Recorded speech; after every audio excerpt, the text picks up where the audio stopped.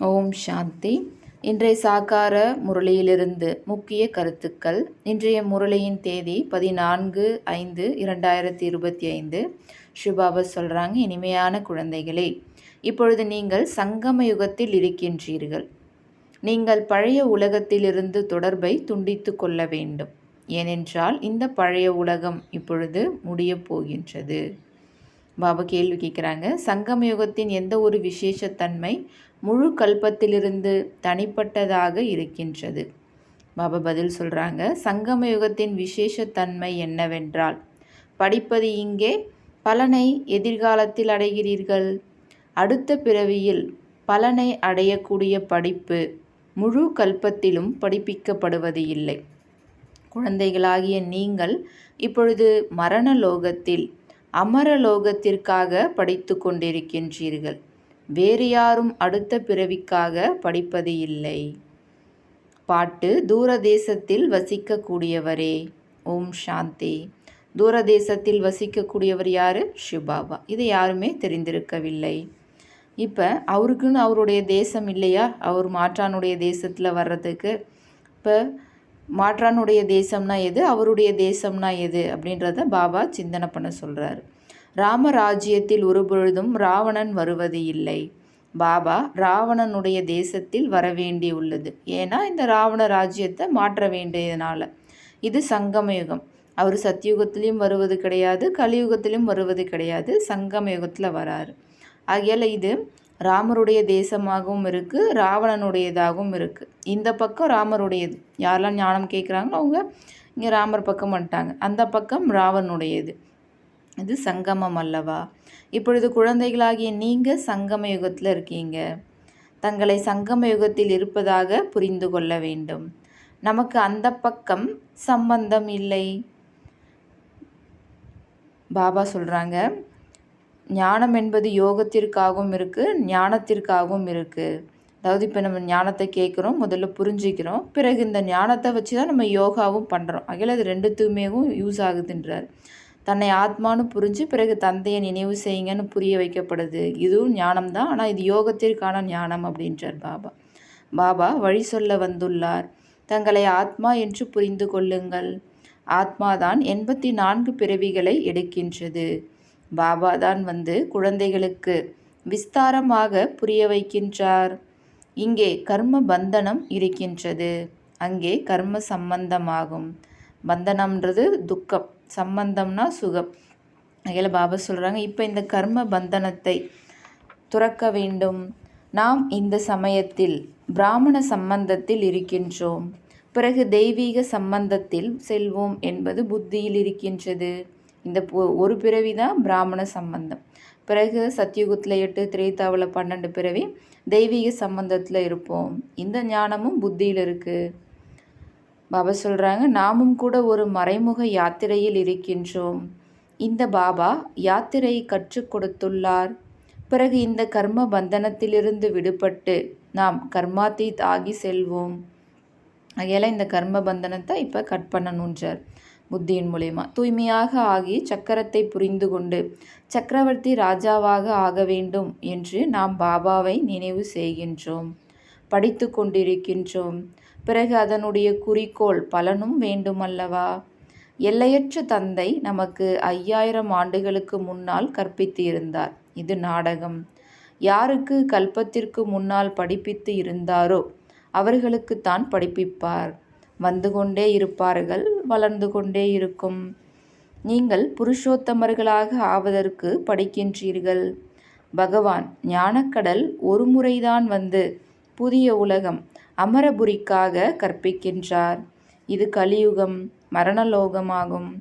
நாம் சத்யுகத்திற்காக படிக்கின்றோம்.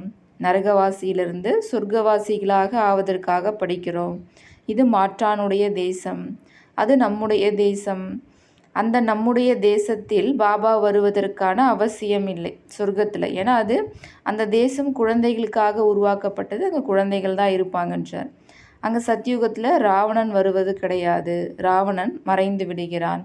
பிறகு துவாபர யுகத்தில் தான் வருவான் ராவணன் அப்படின்றார். சத்தியுகத்தில் யாருமே சிவபாபாவை தெரிஞ்சிக்கல. அவரை ஏன்னா சுகத்தில் இருக்கும்போது யாருமே அவரை நினைவும் செய்ய மாட்டாங்க. சுகத்தினுடைய பலன் முடிவடைந்த பிறகு துவாபர யுகம் எப்போ ஸ்டார்ட் ஆகுதோ அப்போ தான் ராவண ராஜ்யமும் ஆரம்பமாகுது. அதுதான் மாற்றானுடைய தேசம்னு சொல்லப்படுது. இப்போ நாம் சங்கம யுகத்தில் இருக்கோம். நமக்கு வழிகாட்டக்கூடிய பாபா கிடச்சிருக்காரு. மற்றபடி எல்லாருமே ஏமாற்றம் அடைந்து கொண்டே இருக்கிறார்கள்.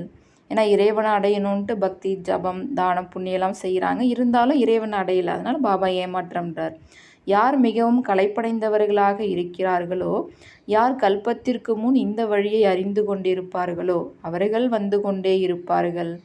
நிறைய பக்தி பண்ணி நிறைய தீர்த்த யாத்திரைக்கெலாம் போய் யார் களைப்படைஞ்சிருக்காங்களோ, யார் இந்த வழியை போன கல்பத்தில் அறிஞ்சிருந்தாங்களோ அவங்க தான் இங்கே வர முடியுன்றார். வழிகாட்டிகளாகிய நீங்கள் அனைவருக்கும் வழி சொல்கிறீர்கள். இது ஆன்மீக யாத்திரைக்கான வழியாகும். நீங்கள் வழிகாட்டிகள். பாண்டவ சம்பிரதாயத்தவர்கள் ஆவீர்கள். பாண்டவர்களின் ராஜ்யம் என்று சொல்ல மாட்டார்கள். பாண்டவர்களின் ராஜ்யமும் கிடையாது, கௌரவர்களுடைய ராஜ்யமும் கிடையாது. 2 பேருக்குமே கிரீடம் இல்லை. ஆனால் பக்தி மார்க்கத்தில் 2 பேருக்குமே கிரீடம் கொடுத்துட்டாங்க, ராஜ்யம் செஞ்ச மாதிரி. ஒருவேளை அவங்களுக்கு அந்த அரசாட்சியினுடைய கிரீடம் கொடுத்தாலும் ஒளி கிரீடம் கொடுக்க முடியாது. கௌரவர்களுக்கும் ஒளி கிரீடம் கொடுக்க மாட்டாங்க, பாண்டவர்களுக்கும் கொடுக்க முடியாது. ஏன்னா பாண்டவர்கள் இப்போ முயற்சியாளர்களாக இருக்காங்க, முயற்சி செய்கிறாங்க. அப்புறம் போக போக தமோ பிரதானம் ஆகிடுறாங்க. ஆகையால் இப்போ யாருக்கு கொடுக்கறது? அந்த ஒளி கிரீடம் தூய்மையினுடைய அடையாளம். ஆகையால் இந்த எல்லா அடையாளங்களையும் விஷ்ணுவுக்கு கொடுத்துருக்காங்க. ஏன்னா அவர் தூய்மையாக இருக்கார். சத்யுகத்தில் எல்லாருமே தூய்மையாகவும் சம்பூர்ண நிர்விகாரிகளாகவும் இருக்காங்க. அதனால் அங்கே இருக்கக்கூடியவங்களுக்கு தான், அந்த தேவதைகளுக்கு தான் தூய்மையினுடைய ஒளி கிரீடம். இந்த சமயத்தில் யாருமே தூய்மையாக இல்லை, அதனால் அவங்களுக்கு கிடையாதுன்றார். சத்யுக புதிய உலகத்தை தான் தூய்மையான ராஜ்யம் என்று சொல்லப்படுகிறது. இப்பொழுது குழந்தைகளாகிய உங்களை தந்தை தோட்டக்காரர் முட்களிலிருந்து மலர்களாக மாற்றுகின்றார். அவர் தூய்மையற்றவர்களை தூய்மையாக்குபவராகவும் இருக்கின்றார், படகோட்டியாகவும் இருக்கின்றார், தோட்டக்காரராகவும் இருக்கின்றார். படகோட்டியாக இருந்து ஆத்மாவை இந்த கரையிலிருந்து சுகதாமம் சொர்க்கம்ன்ற அந்த கரைக்கு கூட்டிகிட்டு போகிறார். தோட்டக்காரராக இருந்து ஆத்மாவில் இருக்கக்கூடிய இந்த விகார குணன்ற முள்ளை நீக்கி தெய்வீக குணம்ன்ற மலர் போல மாத்துறாரு. உங்களுடைய தளபதி ஒருவரே ஆவார். யாதவர்களின் தலைமை தளபதி என்று சங்கரரை சொல்லலாமா? யாதவர்கள்லாம் சயின்டிஸ்ட், அப்போ அவங்களுடைய தலைமை தளபதி சங்கர்னு சொல்லலாமா அப்படின்னு கேட்குறார். சொல்லப்போனால் அவர் ஒன்றும் விநாசத்தை சேவிப்பது கிடையாது. நேரம் வரும்பொழுது யுத்தம் நடக்குது. மற்றபடி இந்த சங்கருடைய தூண்டுதல் மூலமாக தான் ஏவுகணைகள்லாம் உருவாக்குதுன்ட்டு சொல்லிட்டாங்க. இந்த மாதிரி கதையை அமர்ந்து உருவாக்கிட்டாங்க அப்படின்றார். ஒரு பில்டிங் பழசாக ஆகுது அப்படின்னா கண்டிப்பாக அது இடிஞ்சு விழதானே போகுது. இது மற்றவங்க மூலயமா நடக்கணும்னு அவசியம் இல்லை, அதுவே தானாக இடிஞ்சிரும் அப்படின்றார். அப்போ அதே மாதிரி தான் இந்த உலகமும் பழைய நிலைக்கு கடைசி நிலைக்கு வந்துடுச்சு, அதுவாகவே மாற்றம் அடையுன்றார். கலியுகம் முடிந்து சத்யுகத்தின் ஸ்தாபனை கண்டிப்பாக நடக்க வேண்டும். பிறகு அரைக்கல்பத்திற்கு சண்டை நடப்பதே இல்லை. இப்பொழுது முயற்சி செய்ய வைக்க பாபா வந்துள்ளார். இது கடைசி வாய்ப்பாகும். காலம் கடத்தினீர்கள் என்றால் திடீரென்று இறந்து விடுவீர்கள். மரணம் முன்னால் நிற்கின்றது. இறப்பதற்கு முன்னால் நினைவு யாத்திரை செய்யுங்கள். அதில் பாபா சொல்கிறாங்க, குழந்தைகளே நீங்கள் வீட்டை நினைவு செய்யுங்க. இதன் மூலமாக கடைசி நேரத்தில் புத்தியில் என்ன இருக்கோ அப்படி நிலை உருவாகிடும். அப்போ நீங்கள் வீட்டுக்கு போயிடுவீங்க. ஆனால் வீட்டை மட்டுமே நினைவு செஞ்சீங்கன்னா பாவம் அழியாது. ஆகையால் வீட்டில் இருக்கக்கூடிய பாபாவை தந்தையும் நினைவு செய்யுங்க. அப்போ உங்களுடைய பாவம் விநாசம் ஆகிடும், நீங்களும் வீட்டுக்கு போயிடுவீங்க அப்படின்றார். அதே போல் முழு நாளும் என்னென்ன பண்ண அப்படின்ட்டு பாபா சார்ட் வைக்க சொல்கிறார். எப்போல்லாம் நேரம் கிடைக்குதோ அப்போ தனிமையில் தோட்டத்தில் அமர்ந்து பாபாவை நான் எவ்வளோ நேரம் நினைவு செஞ்சேன். இப்போ தொழில் செய்கிறவங்களாம் கடையில் கஸ்டமர்ஸ் யாரும் இல்லாதப்ப நினைவில் அமர்ந்தனா அப்படி நம்ம நோட் பண்ணிக்க முடியும். அது பாபாவுக்கு சொல்லலாம் அப்படின்றார். முக்கியமான விஷயமே இதுதான். என்னென்னா நாம் தமோ பிரதானத்திலேருந்து சதோ பிரதானமாக எப்படி ஆகணும், தூய்மையற்ற நிலையிலிருந்து தூய்மையாக எப்படி ஆகணும், தூய்மையான உலகத்துக்கு எஜமானனாக எப்படி ஆகணும் அப்படின்ற மாதிரி நம்ம உட்காந்து சிந்தனை பண்ணி அதற்கேற்ப செயல்படணும். பாபா இந்த ஞானத்தை கொடுக்குறாரு. பாபா தான் ஞானக்கடலாக இருக்கார். இப்போ நாம் பாபா நான் உங்களுடையவர் அப்படின்னு சொல்கிறோம். நான் எப்போவுமே நாங்கள் உங்களுடையவராக தான் இருக்கிறோம் அப்படின்னு சொல்லிட்டு அப்புறம் மறந்துடுறோம். பிறகு தேக அபிமானிகளாக ஆகிட்டோம். இப்போ நீங்கள் சொல்கிறீங்க அப்படின்னும் பொழுது நாங்கள் மீண்டும் ஆத்ம அபிமானிகளாக ஆகிறோன்னு ஆத்மா பாபா கிட்ட சொல்லுது. சத்தியுகத்தில் நாங்கள் ஆத்ம அபிமானிகளாக தான் இருந்தோம். குஷியோடு ஒரு சரீரத்தை விட்டுவிட்டு மற்றொன்றை எடுத்தீர்கள் எனும் பொழுது குழந்தைகளாகிய நீங்கள் இவை அனைத்தையும் தாரணை செய்து பிறகு புரிய வைப்பதற்கு தகுதியானவர்களாக ஆகணும். அப்பொழுது நிறைய பேருக்கு நன்மை ஏற்படும். நாடகத்தின்படி வரிசை கிரமமான முயற்சியின்படி சேவாதாரிகளாக ஆகிக் கொண்டிருக்கிறீர்கள் என்பதை பாபா தெரிந்துள்ளார். நல்லது. யாருக்காவது கல்பவிருட்ச மரம் மற்றவர்களுக்கு புரிய வைக்க முடியல அப்படின்னா, அப்போ நீங்கள் தன்னை ஆத்மான்னு உணர்ந்து அந்த தந்தை நினைவு செய்யுங்க அப்படின்னு சொன்னால் மட்டுமே போதும். இது சுலபம் தானே, இது ரொம்ப ஈஸி அப்படின்றார் பாபா.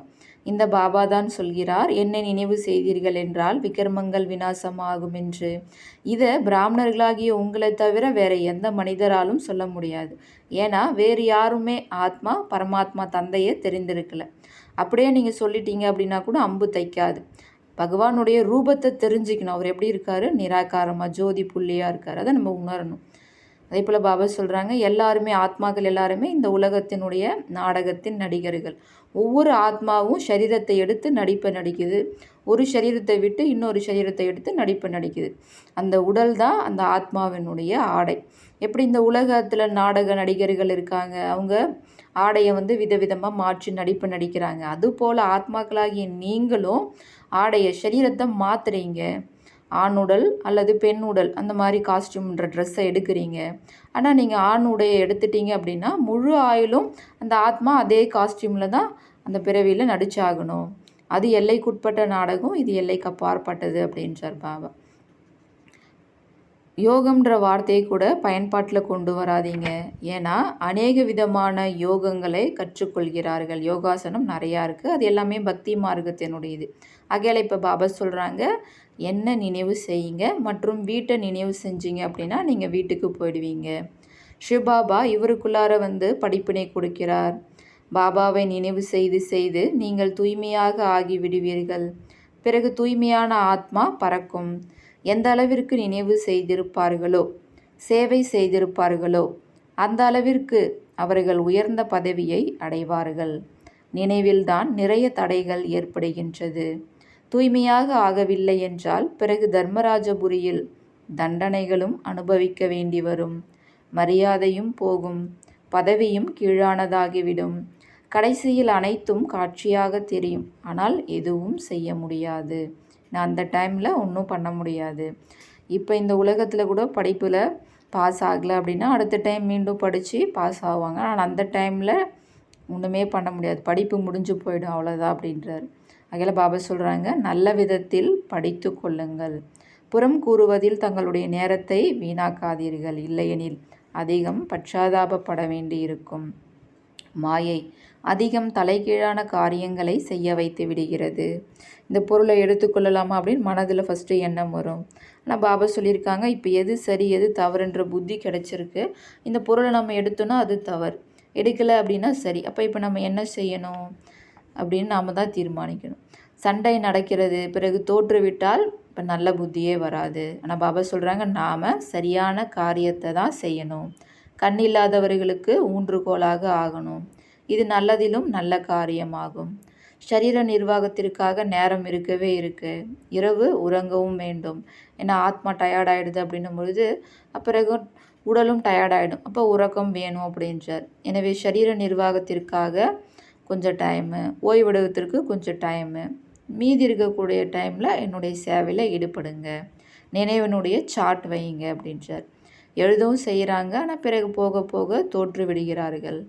பாபாவை நினைவு செய்வதில்லை, சேவை செய்வதில்லை என்றால் தவறான காரியம் நடந்து கொண்டிருக்கிறது. நல்லது. இனிமையிலும் இனிமையான காணாமல் போய் கண்டெடுக்கப்பட்ட செல்ல குழந்தைகளுக்கு தாயும் தந்தையுமான பாப் தாதாவின் அன்பு நினைவுகளும் காலை வணக்கமும். ஆன்மீக குழந்தைகளுக்கு ஆன்மீக தந்தையின் நமஸ்காரம். ஆன்மீக தந்தைக்கு ஆன்மீக குழந்தைகளின் நமஸ்காரம். தாரணைக்கான முக்கிய சாரம். முதல் பாயிண்ட், புறங்கூறுவதில் தங்களுடைய நேரத்தை வீணாக்கக்கூடாது. மாயை எந்த விதமான தலைகீழான காரியத்தையும் செய்ய வைத்துவிடக்கூடாது என்பதில் கவனம் வைக்க வேண்டும். சங்கதோஷத்தில் ஒருபொழுதும் தளர்ந்துவிடக்கூடாது. தேக அபிமானத்தில் யாருடைய பெயர் ரூபத்திலும் சிக்கிக்கொள்ளக்கூடாது. 2வது பாயிண்ட், வீட்டின் நினைவுடன் கூடவே பாபாவையும் நினைவு செய்ய வேண்டும். நினைவினுடைய சார்ட்டின் டைரியை உருவாக்க வேண்டும்.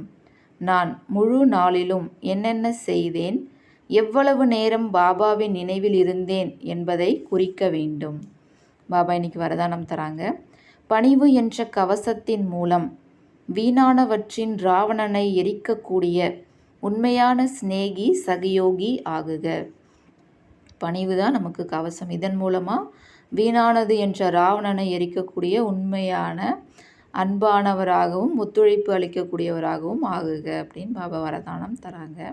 விளக்கம்: ஒருவர் எவ்வளவுதான் உங்கள் குழுவில் குறையை தேடுவதற்கு முயற்சி செய்தாலும் ஒரு சிறிதும் சம்ஸ்கார சுபாவத்தின் மோதல் தென்படக்கூடாது. யாராவது குறை சொன்னாலும் அவமரியாதை செய்தாலும் நீங்கள் புனிதர் ஆகிவிடுங்கள். யாராவது தவறே செய்தாலும் நீங்கள் சரியாக இருங்கள். யாராவது மோதலை உருவாக்கினாலும் நீங்கள் அவருக்கு அன்பெனும் நீரை கொடுங்கள். இது ஏன், இப்படி ஏன் என்பது போன்ற சங்கல்பம் செய்து எரியும் நெருப்பில் எண்ணெயை ஊற்றாதீர்கள். பணிவு என்ற கவசத்தை அணிந்து கொண்டு இருங்கள். எங்கே பணிவு இருக்குமோ அங்கே சிநேகமும் சகயோகமும் அவசியம் இருக்கும். ஸ்லோகன்: எனது என்பதன் அநேக எல்லைக்கு உட்பட்ட பாவனைகளை ஒரு மேரா பாபாவுக்குள் நிறைத்து விடுங்கள். இன்றைய அவ்யக்த இஷாரா: ஆன்மீக ராயல்ட்டியின் அஸ்திவாரம் சம்பூர்ண தூய்மையாகும். எனவே தன்னைத்தான் கேளுங்கள். ஆன்மீக ராயல்ட்டியின் ஜொலிப்பு மற்றும் பொலிவு உங்கள் ரூபம் மற்றும் நடத்தையின் மூலம் ஒவ்வொருவருக்கும் அனுபவமாகின்றதா? ஞானத்தின் கண்ணாடியில் தன்னை பாருங்கள். எனது முகத்தில், நடத்தையில் அந்த ஆன்மீக ராயல்ட்டி தென்படுகிறதா அல்லது சாதாரண நடத்தை மற்றும் முகம் தென்படுகிறதா என்று. அச்சா. ஓம் சாந்தி.